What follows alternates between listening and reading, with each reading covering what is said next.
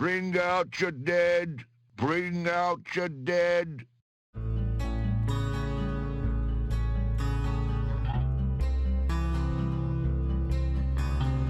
Blood Omen, Legacy of Kain, the origins of a legendary franchise. One that takes heavy influence from the classic top-down Zelda titles. While gameplay isn't as tight as Zelda, it's one of the better classic Zelda clones around. A strong showing of level design and exploration throughout this merciless world. And this world of Nosgoth, the lands of Blood Omen, is one of the better worlds you'll find in games. A gritty world where parties have their own goals and motivations, with the chessboard shifting on a regular basis, from the pawns to the bigger players. Taking a theatrical, Shakespearian approach, you have a story with a timeless flair, one setting the foundations for the series moving forward, where developer Crystal Dynamics would take full control of the franchise. But here in Blood Omen, this was a joint work between Crystal Dynamics and Silicon Knights, best known for Eternal Darkness. Before playing Blood Omen, I've had little experience with the franchise. I did play Soul Reaver 2 on a PS2 demo disc back in the day, but that's been more or less it. I am familiar with the series through osmosis. With the remastered Soul Reavers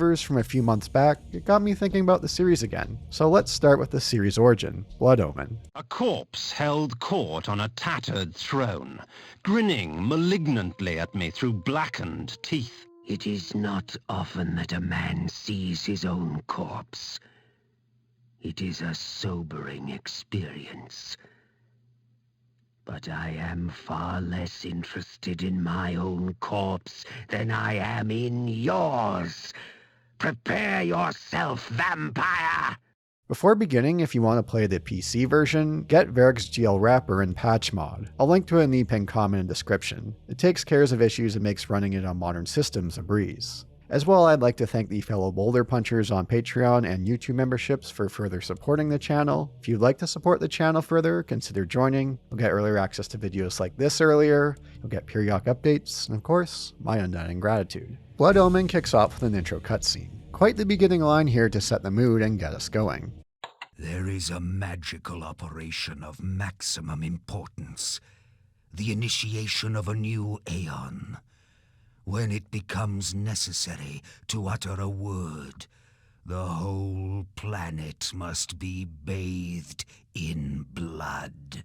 It's a bit of a confusing intro cutscene, but things become more clear as the game progresses. We'll receive further context and learn more about these characters. A vampire enters a chamber and begins killing its inhabitants. They cry out for someone named Malik.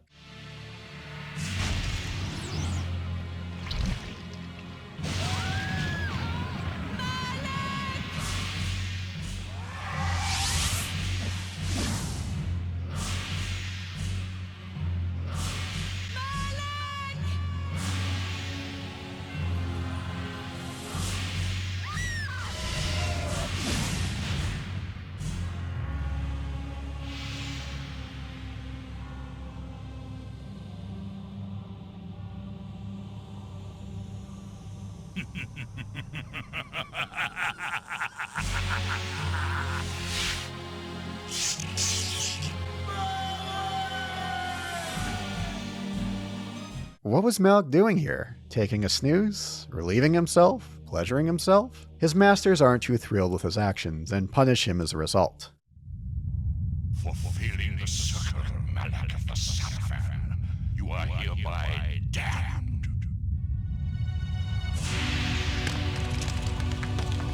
The pleasures of the flesh are no longer. Maybe he was pleasuring himself when the vampires broke in. An unseen individual kills a woman, and we see the cracking of these pillars. What these are, we will learn in due time. We cut now to our main character, Kain, a nobleman hailing from Korhagen. As we leave the pub, a group of assassins descend on us. Their numbers are too great, and we die. And so I left, cold of heart and soul, forced to the road and the long, bitter night.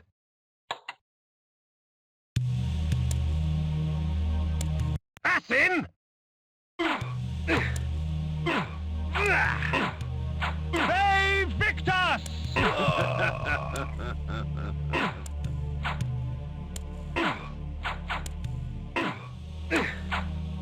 End it! Now! We are now in the underworld. The necromancer Mortanius gives us a chance for revenge. A Emerging now as a vampire, Kain now begins his quest for vengeance. I didn't care if I was in heaven or hell. All I wanted was to kill my assassins.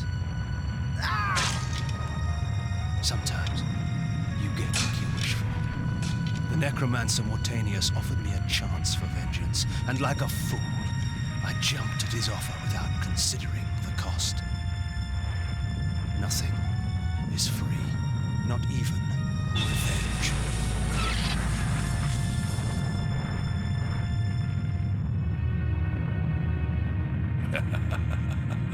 You will have the blood you hunger for. After a few short minutes of getting a feel for the game, we'll come across our assassins, and like that, we have our revenge. There is no greater release than that from vengeance sated. With my assassins dead, my quest was over. So that's it for today's video. Be sure to like and subscribe, but Mortanius the Necromancer tells us our work has only just begun. 'Tis not over, Kain. These fools were merely the instruments of your murder, not the cause. Look to their masters, look to the pillars, and gain way to the fortress of the mind. We'll head to the nearby pillars of Nosgoth. These are the pillars we saw cracking in the intro FMV. The spirit of a woman, Ariel, will tell us what is expected of us. We must seek out each member of the circle and kill them to restore the pillars. Only then will our curse lift. Even so, I can provide the answers you seek. I seek only a cure. There is no cure for death, only release. You must destroy the sorcery that is now poisoning Nosgoth. Only then will you realize peace. The 9 of the Protectors of Hope were sworn to use their powers to preserve our world. Now these pillars have been corrupted by a traitor. My murder at the hands of this beast drove my love Napraptor mad. Now he spreads misery and pain among the circle, crumbling the very foundation of Nosgoth. You must restore balance. You must right the pillars of Nosgoth. I care not for the fate of this world. Then for yourself, Kain. Beware the unspoken. And so begins our quest proper as we explore the lands of Nosgoth to hunt down these members of the Circle. Blood Omen pulls heavy influence from the classic top-down Zelda series. For progression, we'll make our way through the world of Nosgoth, its villages and dungeons. Compared to Zelda, it's more linear and straightforward, but as we progress and gain further abilities, we can backtrack to areas that were once inaccessible. Most are optional. Your explorations may reward you with items or increasing your health or mana pool. One unlockable is Kain taking the form of a bat. Use it to warp around these bat beacons.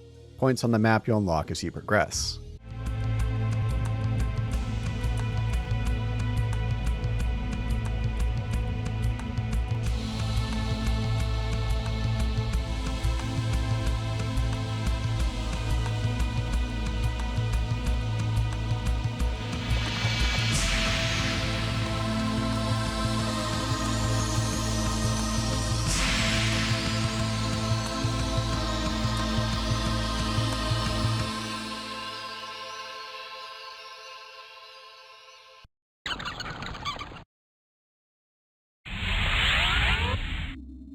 Remember those boulders you saw earlier that you couldn't push out of the way? You'll come across several blood fountains in your travels. These can be used to increase your strength amongst other abilities. But don't get too greedy feeding with them. Try feeding a second time from the blood fountain and you'll take damage. A nice touch to emphasize the greed of vampires. The blood of ages flows so sweet.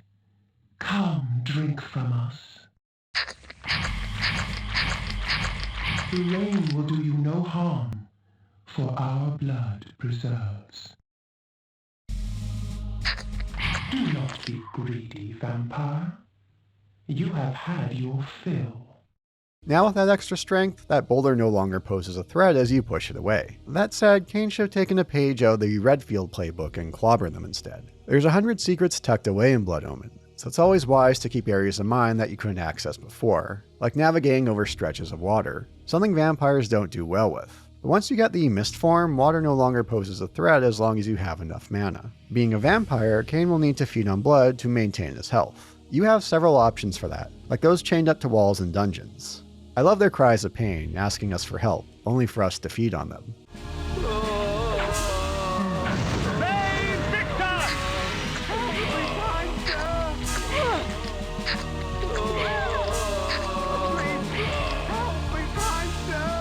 The villages we come across in our travels serve as ideal feeding points and places to stock up on items. You can't buy anything, but you'll find chests and barrels full of items if you explore or items out in the open. Most townfolk will leave you be, which makes it amusing when you're in your wolf form and they go about their business without a care in the world. Guards will attack you and some citizens will try their luck.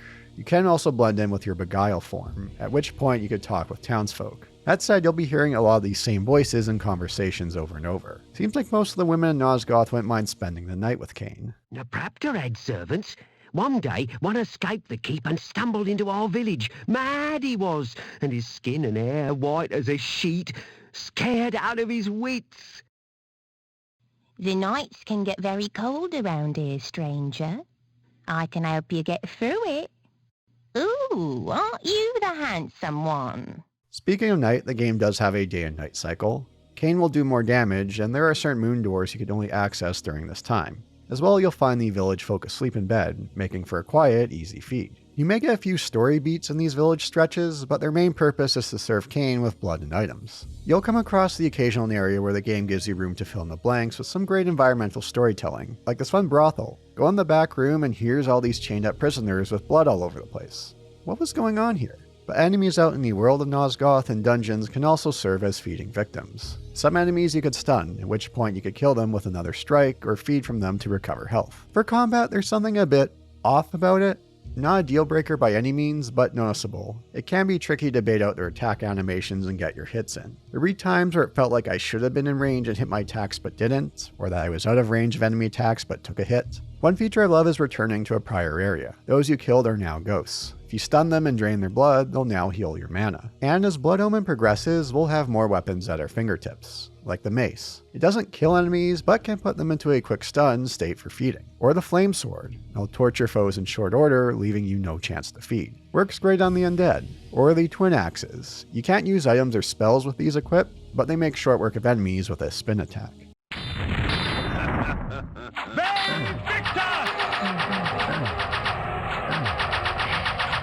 There's always a trade-off to which weapons we use, which does cause some of the game's biggest issues, but hold that thought for now. The real fun begins once you mix in the consumable items and spells you could use. And man, some of these consumables you can use, like the flair or implode, it never got old watching your enemies turn into a pile of pieces in all its low poly glory, along with their screams. Blood Omen has some of the more satisfying enemy explosions I've come across.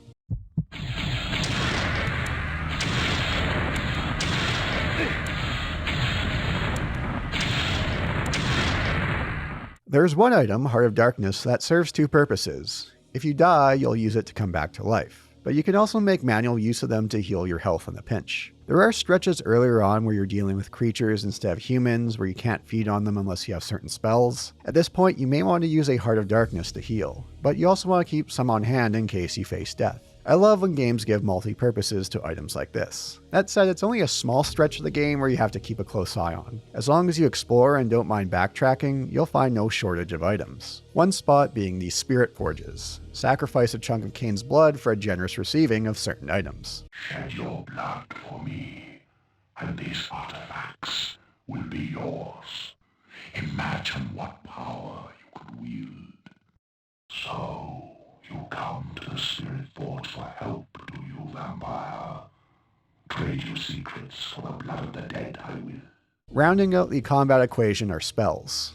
Most along the critical path in dungeons, with a few optional ones tucked away. Some support based like lighting up the darkness or repelling enemy attacks. Some on the offensive like lightning strikes, stunning an enemy, freezing them altogether. The more interesting and fun spells come from ones where you can control enemies or steal their blood, like the Blood Gout. Gout, huh? That's the easiest setup to a DSP punchline that I've had in a while. How's the gout, Phil? Oh my god, here's another one. How's the gout, Phil? Another idiot. How's that gout? How's that gout?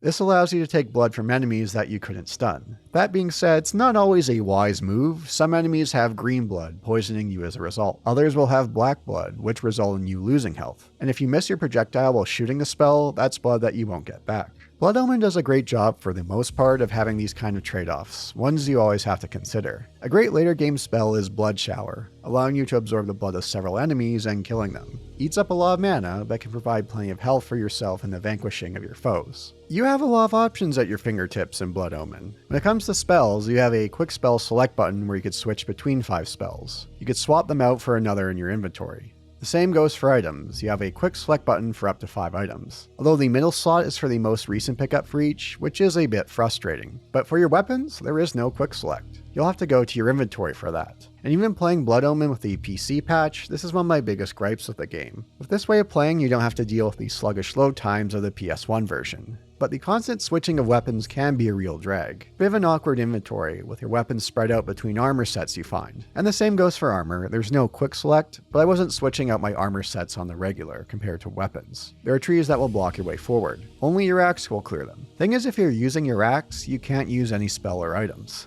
So if you do want to, you'll have to swap to another weapon. Back into the inventory, choose something else. There's also these stones that you can only destroy with a mace, which also may require a weapon switch. You'll find yourself in various scenarios against enemies where you'll need another switch.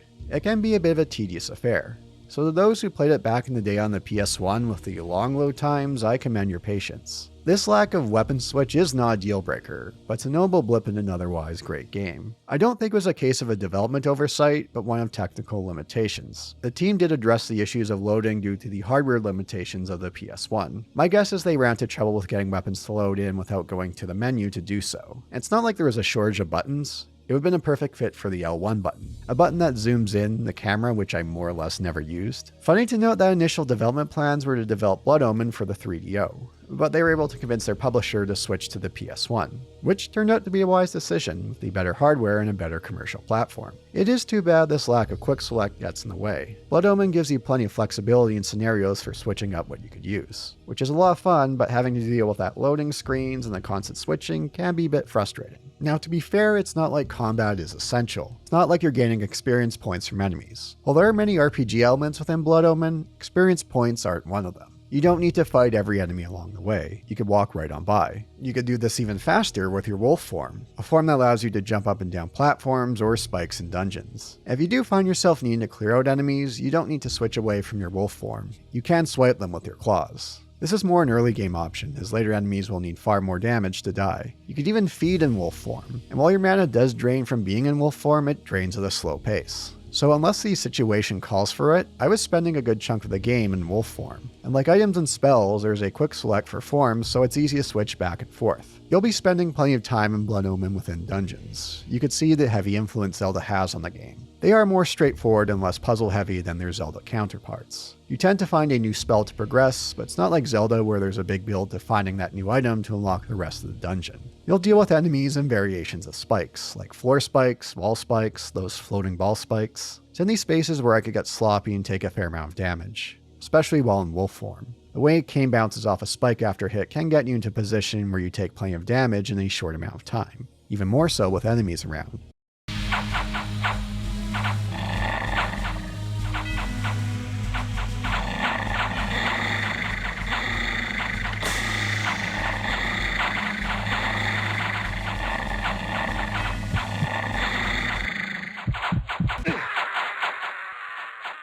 There's not much on the puzzle front. Flip switches to open doors. You may need to flip switches in a certain order to unlock a door. One area that showed promise at first but didn't use its full potential is through control spells. Later game stretches will have us collecting spells that allow us to control enemies. Use them to reach an area Kain couldn't access to flip a switch. And that's about it when it comes to these control spells. This could have opened up the game to some interesting puzzles of switching back and forth between Kain and an enemy to progress. But it doesn't do much beyond flipping a switch out of Kain's reach. Bit of a missed opportunity. And some of these dungeons can be a bit of a drag. Not bad by any stretch, but it's more a case of running around flipping switches to open further doors. Rinse, lather, and repeat. Dodge the spikes and make your way to the end, which may involve a boss fight. And some seem to keep on going when I was ready to move on to the next stretch well before they finish, even while running past things in wolf form. Where as well as the game does on the combat front, weapon swapping issues aside, there was room for better dungeons. Where you could see the Zelda influence, but they could have pulled far more from the games for a better experience. Again, not a deal breaker, and some dungeons are quite fun, but there was room for improvement. There was one notable stretch during the game's swamp section, of course it would happen during the swamp section, that had some dungeon frustrations, where you have a few dungeons you could explore at one time. Thing is, there's one I went to before another that had a roadblock. To unlock a path, you need to kill these undead enemies, one of the few times where you need to kill a non-boss enemy to proceed. You need the fire sword to kill these undead, so I left to go to another dungeon to obtain it. It's a bit frustrating this doesn't happen right at the beginning of that dungeon. It's a few rooms in before I came across this roadblock, although this was the only time it happened. So while not quite to the standards of a Zelda, Blood Omen is a rock-solid Zelda clone in its approach to gameplay. But it's the game's story, writing, and its execution that makes it something special. Something the series became known for. I felt its eyes upon me, eager, hungry, as if it longed to rip my heart out and eat it before me as I died. I laughed as the onslaught began. Perhaps, when it was over, it would be the other way around. Developer Silicon Knights took several influences and threw them into a blender. Works like Vampire Mythology, the Wheel of Time series, and the 1992 film Unforgiven were primary influences. Their vision was to create a game where everyone believes you are evil, and that may even include you. There's a real sense of shades of grey within this world, where evil may be by the perspective. What you have with Kain as an anti-hero as our protagonist, one you didn't see a lot of before its 1996 release in games. Can't think of many. Do feel free to leave a comment of anti-hero characters before Kain in video games. Dennis Dyack, Blood Omen's director and founder of Silicon Knights, came up with the initial concept. Working with a guild mentality, staff at Silicon Knights brainstormed and contributed parts to the story. Dennis and Ken McCulloch would take all these ideas and flesh out the story, most of the work falling to Ken. These two names, Dennis Dyack, Ken McCulloch, make note of them for later. We'll come back to these two. For Dennis, it was making many business decisions that would doom Silicon Knights. Very much a case of snatching defeat from the jaws of victory. For Ken McCulloch, it was his fondness for cheese pizza. But another primary influence that's most notable through the dialogue is the works of Shakespeare. There's a reason that we still read and dissect his works to this day. Timeless style you can't go wrong with. Well, not exactly. If the writing and actors aren't up to par, you end up with public access theater. But not here in Blood Omen. The game delivers voice talent in droves. Starting with our anti-hero protagonist Kain, voiced by the great Simon Templeton. You'll get to hear him wax words of poetry on the regular, from picking up new spells, items, and weapons at points of interest. His fantastic voice work does help ease the frustrations of switching out items in the inventory. Oh, and prepare to hear Vae Victis many a time. This armor was spawned in the most impure of spirit forges, tempered from the seething agony of tortured souls. The metal exists only partially in the human realm, causing it to fade between tangible and ethereal states. The sorcerer's sanctuary, his laboratory. Inside was all manner of items arcane, pickled bodies, dissected corpses, both man and beast, and metal construct that heaved arcs of energy into the air. I sensed more than one force being manipulated in this place. Strange. Rarely did a sorcerer condescend to work with others. I make no pretense to justify my killing, yet these vampire hunters would cloak their bloodlust beneath a veil of righteousness. Hypocrites! They would make themselves judge and jury. Very well then. Let us see how they take to my role as executioner. But the main standout of the cast is the late, great Tony Jay. This is the first game I've covered that features Tony Jay, so now I get a gush about him. I'm hard-pressed to think of someone who has a better voice than Tony. Not an actor that you go to for range, but there's no need when you have a voice like this. What better voice for villainous characters than Tony Jay? Oh, little vampire, the game grows interesting. But with so many pawns, can you find the true player? A Shakespearean stage actor for many years with the occasional TV and film role, it wasn't until the late 80s and early 90s where his voice acting career took off. One of the first major roles being in Disney's Beauty and the Beast. If you grew up on 90s cartoons, you heard his voice in many, many works. His performance as Frollo from Disney's Hunchback of Notre Dame? You couldn't cast anyone better, and they even considered Patrick Stewart and Ian McKellen for the role. On the note of TV appearances, I forgot Tony appeared in Twin Peaks until a recent rewatch. Even then, he's only in it for a couple of episodes and has but a few lines, which astounds me. You ask someone with this voice and you give him next to no dialogue? He would provide voice work for other characters in future Legacy of Kain titles, along with voice work for other games like Planescape Torment as the Transcendent one, which makes this like the 5th video in a row that I've brought up Planescape, a game which I've since reinstalled, although don't expect a video on it. If I had the ability to change my voice, I would pick the voice of Tony Jay. No voice carried as much weight, authority, or gravitas as his did. You will have the blood you hunger for. That said, Mortanius the Necromancer isn't the only role in Blood Omen he plays. You'll hear his voice as several peasants throughout the land. It's amusing to have someone with such an authoritative voice shrivel up to play some lowly peasant. I mean, if you got him for your game, might as well get as much mileage out of his voice as possible. The king's heart pines for his daughter. Someone stole her soul, you know. What has become of the Lion of Willendorf? Who will protect us from the Nemesis? There is one more voice actor to bring up, that being the voice of Ariel, the spirit we found at the Pillars. That's none other than Anna Gunn. Yes, that's Skylar White, everyone's favorite character in the Breaking Bad universe. There might be some sarcasm involved in that statement. Ah, the Lord returns empty-handed. Does the Seraphim elude you? Very well, go east of Malak's Bastion. The Oracle shall give you aid. She is one of Jerry's many girlfriends on Seinfeld around this time frame. And while she did voice acting for future titles in the series, she didn't do any other voice acting for games. On a somewhat related note, you have another prominent figure in the Breaking Bad universe appear in a video game around this time frame. Ray Seahorn, the woman who played Kim Wexler, was in a tutorial video for a Magic the Gathering computer game from 1997. But let's hypothetically say that the knight is beginning to get on my nerves. And so I tap a red mana to zap him with a lightning bolt before he can get me. There's also something to be said about the sound quality. As great as the performances are, they did some heavy compressing to fit all the files on a single PS1 disc. While it does have a bit of that charm, this is one of those games that would have benefited in having more than one disc. So, Malik, have you come to fail the circle once more? Leave, Paladin. I do not need your protection. Come, Kain. Come, share my pain.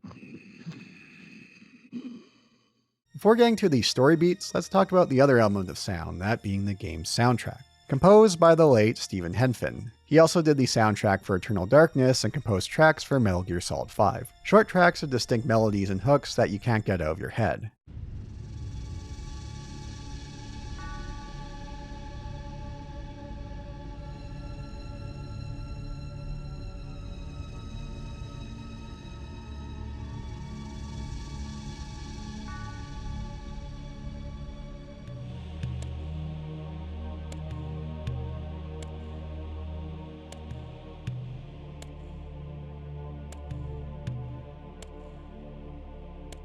So with that, let's go through some of the major beats and highlights of Blood Omen. After talking with Ariel at the Pillars, it's off to kill her love in one of the Nine in the Circle, Nupraptor. These dungeons with bosses are a bit more involved, more drawn out, more to explore. And it's a decent fight against him, very Zelda-like in its execution, finding the opening and timing windows to dodge his attacks while also dealing with these spikes. It's the fight that makes the best use of the game's mechanics.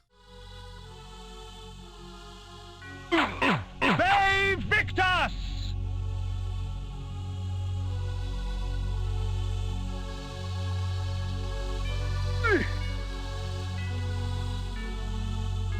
Our next target is Malak. We get glimpses during our travels of a world that far exceeds the scope of our quest. A world full of misery for the common folk. Like this town where the plague has taken many lives. It's a dark tale in a world full of misery. Gritty feels like the appropriate word for Nosgoth. Never quite what I'd call edgy territory, but they succeed in creating a world where the lines of good and evil aren't quite clear all the time. Now this fight with Malak is a bit frustrating, where it seems like whatever I did was never enough. Was I missing something here? No, it just takes a while to whittle him down. Some of the damage feedback isn't too clear on that. But this fight with him isn't over, as he lives to fight another day. Ariel tells us to seek out the Oracle for aid. Right before the Oracle, we'll come across many artifacts that provide a bit of a lore dump on this world. Hidden amidst the many obscure artifacts in that museum, I discovered an ancient chronicle. This passage caught my eye. It was during these dark times, infested with the plague of the undead, that the Circle brought the Seraphim to existence.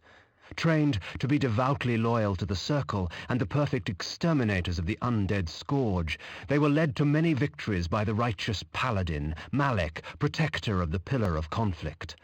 They cleansed the vampires with fire and released their souls to more blessed realms. There is no wrath as terrible as that of the righteous. I'd read enough. At once, disgusted and intrigued, I placed the book back down in that museum. And the Oracle himself gives even more info on this world at large. We learn about a few other key figures in this world: King Otmar, the Nemesis, and the vampire Vorador we saw during the game's intro. A nobleman, seeking wisdom. Death has taught you well. Enough philosophy, I seek answers. Answers indeed. I have them all if you have the questions. And what are the questions for these answers? King Otmar, the only hope to defeat the legions of the Nemesis. King Otmar, paralyzed by his princess's malaise. King Otmar, the useless. Pray, good sir, what are the questions? A pox upon your tricks and babble, old man. Answer me this. Who is Malik, and how can I defeat him? All in time, Sirrah. Yes, time. Unless you master it will master you. And now it's time for your answer. Malik, defender of the Nine, and last of the Seraphim sorcerer priests. His vanity led to the slaughter of the Circle at the hands of the vampire Vorador. For his failing, his spirit was fused to a hellish set of magical armor. He has allowed no member of the Circle to fall since. What of this Vorador? Follow the glow of the Ignis Fatuus to the Termagant Forest. Ignis Fatuus? The Ignis Fatuus lights the path to hell, nobleman. Your path. Time, Kain? Next time.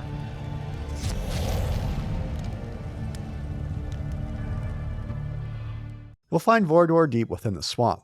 Kain sees a potential glimpse of his future should he carry on the path like Vorador here, which makes Vorador a great character, a reflection of what Kain can become should he not keep his vices in check. We get a bit more context of his killing of members of the Circle and his fight with Malik.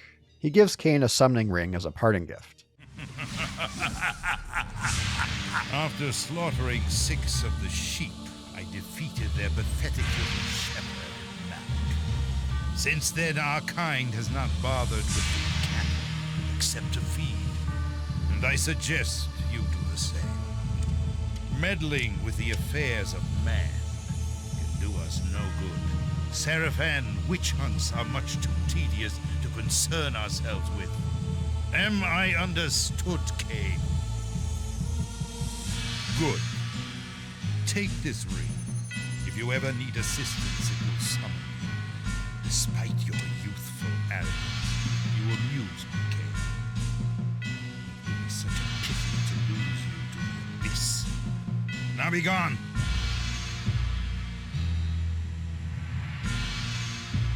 Our next part of our journeys take us to the north. 3 wizards of the Circle await us, along with Malik to defend them. When we reach them, we go after them as a summoned Vorador fights Malik. And when we return, Malik dies off screen, falling victim to Vorador. We'll get the last and best weapon of the game as our journeys continue, the Soul Reaver. Like the axe, you can't use items or spells while equipped, but it does tear everything apart in your path. To show its power, some of these later game bosses go down within a couple of hits from it. Gotta love that sound effect it makes with each swing.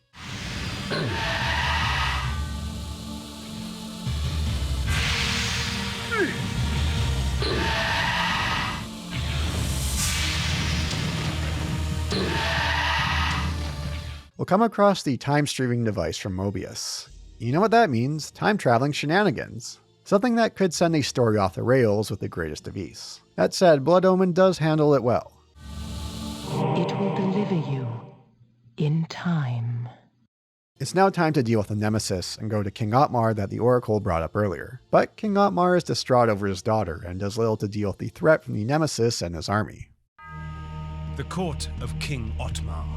Shades of my former existence, proud and self-absorbed, surrounded by all the finery of the realm, secure in their ignorance. As I walked among them, I smirked, thinking of the carnage that would befall them at the hands of the legions of the Nemesis, glorious flames, and the inevitable rape and pillage.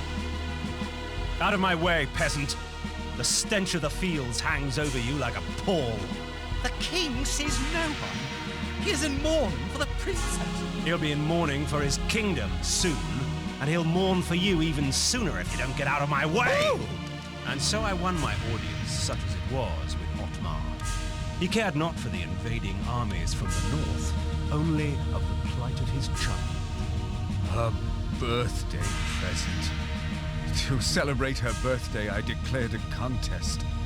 Whoever created the finest doll in the realm would be granted a royal favor. Hundreds of dolls were brought, but the winner was obvious. Elzevir, the doll maker, created a toy of such beauty that all were captivated by it. And all he would take in payment was a lock of her hair. Soon after, she became like this, a lifeless puppet. Whoever restores her to her former self shall have this kingdom. Thus, my hunt for the dollmaker began. This Dollhouse of Elzevir is a bit more atmospheric than other stretches of the game, which is already dripping in atmosphere. The music does some heavy lifting on that front. Some glimpses of what Silicon Knights could do more on the horror side of things, most evident with their work on Eternal Darkness. But once again, that Soul Reaver of ours turns Elzevir into mincemeat. Farewell, my love. I was lucky to have made you. With the soul of his daughter restored, King Otmar is now ready to deal with the threat of the Nemesis. I do have to know on the cutscene front for the presentation element here. 1996 cutscenes in a nutshell. The early days before best practices really started to emerge. With that goes plenty of charm and enjoyment with what you see here.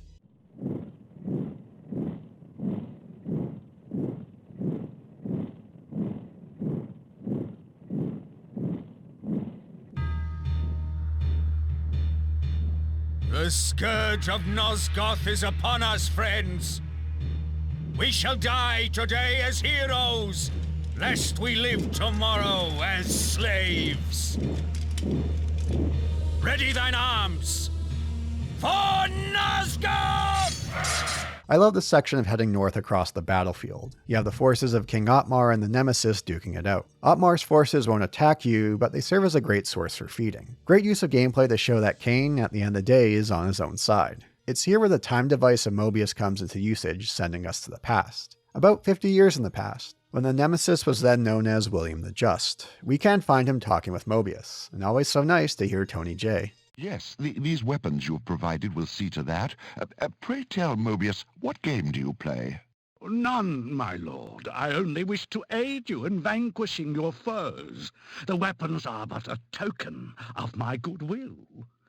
And the news you bring, a vampire said to slay me? Where did you come upon such knowledge?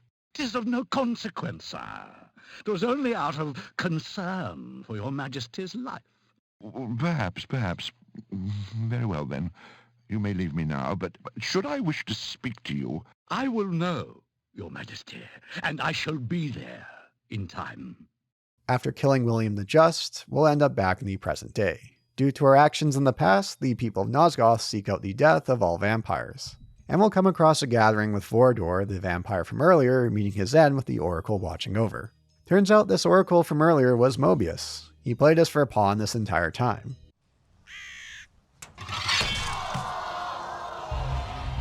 We are free of this unholy scourge! Not yet, my friend. Would you be free of the plague if only one city was cleansed?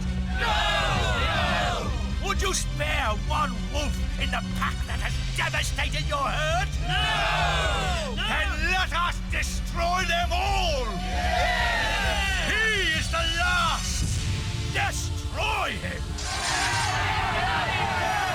It's amusing to note how many people are in the crowd during this cutscene. When we switch back to gameplay, those numbers doodle down in short order. We'll chase him around this castle until at long last, we'll kill him. With Mobius dead, Mortanius the Necromancer calls us back to the Pillars. Ironic. By going back in time and altering the past, you turned William the Just into the Nemesis. Aye, you have seen my plan, vampire, as I have seen your destiny. The future says you die. But I am dead. As are you.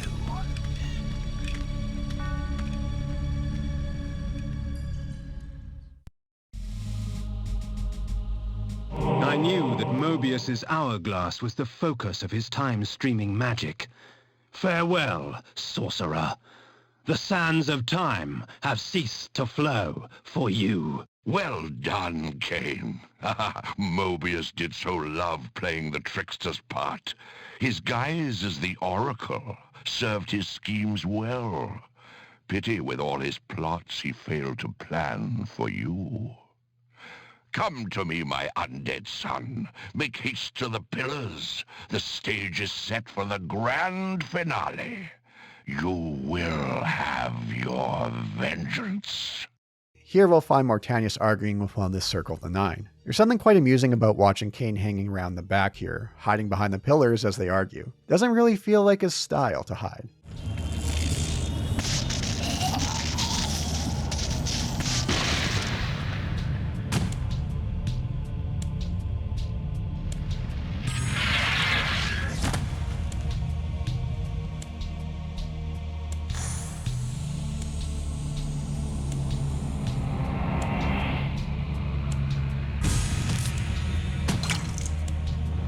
If the circle is to be destroyed, you have to die as well, Necromancer. I admire your cunning, but you will not escape your fate. Nay, I will embrace it, but my death will leave one more to take, Princeling. Finish me! After fighting his first form, Mortanius shows his true form, as Tony J goes into overdrive with his cackling villain speech.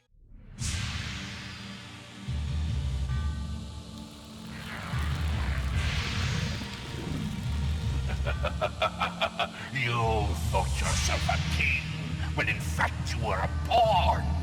You have served me well, Kain. I serve no one. Indeed, such narrow vision. Don't you see?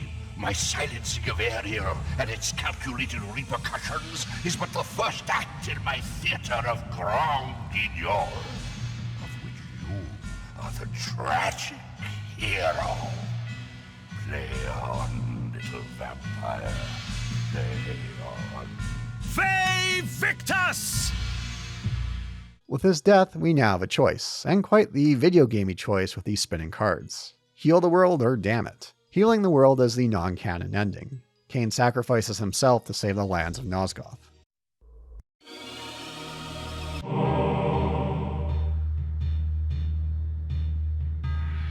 In his life, he was unknown, a petty noble. In death, he was unknown. Yet by choosing oblivion, he restored balance to the land. Shades cast no shadows. Damning the world is the canon ending, with Kain going down the path of Vorador. Once I embraced my powers, I realized that Vorador was correct. We are gods. Dark gods. And it is our duty to thin the herd. And with that, roll credits. The story of the series has only begun. It would take form over several following titles. Ones as mentioned earlier, I only have a bit of familiarity with beyond playing Soul Reaver 2 on a demo disc, but those future titles would only have Crystal Dynamics at the helm and not Silicon Knights. So what happened there? Well, let's dive into that. This is very much a Cliff Notes version of Silicon Knights shenanigans. There's a NeoGAF post that I'll link to if you're interested in the full details. It's an exhaustive breakdown of the company's history. I've made mention of Crystal Dynamics a few times during this video. Blood Omen was a joint effort between the two companies. This partnership would dissolve in 1997, a year after the game's release. Silicon Knights filed a lawsuit against Crystal Dynamics. The end result of the lawsuit was with Crystal Dynamics earning the rights of the franchise. In the suit, Silicon Knights alleged a breach of contract. That with their partnership to Crystal Dynamics occurred under financial duress. That Crystal Dynamics hindered the game's development and stole proprietary and trade secret information from Silicon Knights. On the other side of the suit, Crystal Dynamics said they did plenty of redesign on the game itself. From the story, level design, writing, interface, Crystal Dynamics had a say with the developers they provided to help on the project. That includes Amy Hennig, who worked as a design manager for Blood Omen. Moving forward with the series at Crystal Dynamics, she would direct and contribute as a writer to the series. From their side of the story, it was because of Crystal Dynamics that the game did release at all. Reading through it, it was a bit hard to get a good idea of what actually happened behind the scenes. Bit of column A, bit of column B. That said, Crystal Dynamics would gain control of the series moving forward. It's interesting to note that Soul Reaver wasn't at first a sequel to Blood Omen. It was a new IP called Shifter. Upper management decided to turn the idea and tie it into the world of Blood Omen. The series would go on to commercial and critical success, which does give cadence that Crystal Dynamics did have a large role in how well Blood Omen turned out. Leadership at Silicon Knights didn't agree with how the series would pan out. Dennis Dyack, founder and president, thought the series became diluted down over time and went in a direction that they didn't agree with. They had their own plans for the future of the series. With that, Silicon Knights would get to work on 2 Human, another idea conceived around the time of Blood Omen, and pitched as well to publishers. EA would serve as a publisher and would release for the PlayStation. But the project came to a halt once Silicon Knights signed on to be a second-party developer for Nintendo. According to Dennis Dyack, the PS1 version of 2 Human was near completion. This version was far different from the 2008 release. This iteration was a cyberpunk RPG in the vein of Blade Runner. They did have a showing of 2 Human for the GameCube at Space World 2000, that fabled event from Nintendo, but the project went on hold as they worked on Eternal Darkness. While not a huge seller, Eternal Darkness received critical acclaim. It's one of the more unique horror games out there, a strong showing of what the studio was capable of, and one they worked on closely with Nintendo. Establishing a close partnership with top brass at Nintendo, Silicon Knights received the task of working on the remake of Metal Gear Solid alongside Konami. It seemed like Silicon Knights and Nintendo were as thick as thieves moving forward. But not long after the release of Metal Gear Solid Remake, Silicon Knights would end its exclusive partnership with Nintendo in the spring of 2004. For what reason? The main factor being the upcoming Wii, then known as the Revolution.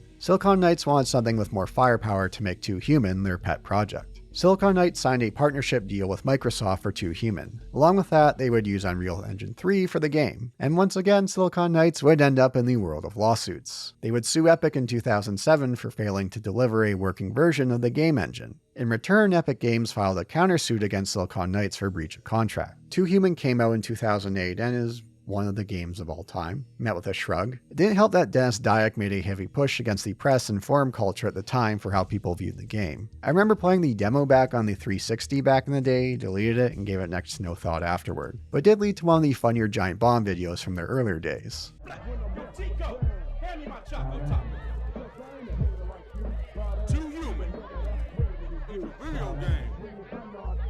In 2012, the lawsuit between Epic and Silicon Knights had Epic emerging as the victor, one that would spell the end of Silicon Knights. Dennis Dyack would form a new company, Precursor Games. As was the style at the time, they launched a Kickstarter in 2013 for their spiritual successor to Eternal Darkness, Shadow of the Eternals. The asking for funding was $1.35 million, far higher than what you were seeing around this time frame. They took that one down with another one asking for $750,000, but no dice. Remember earlier when I brought up Kenneth McCulloch?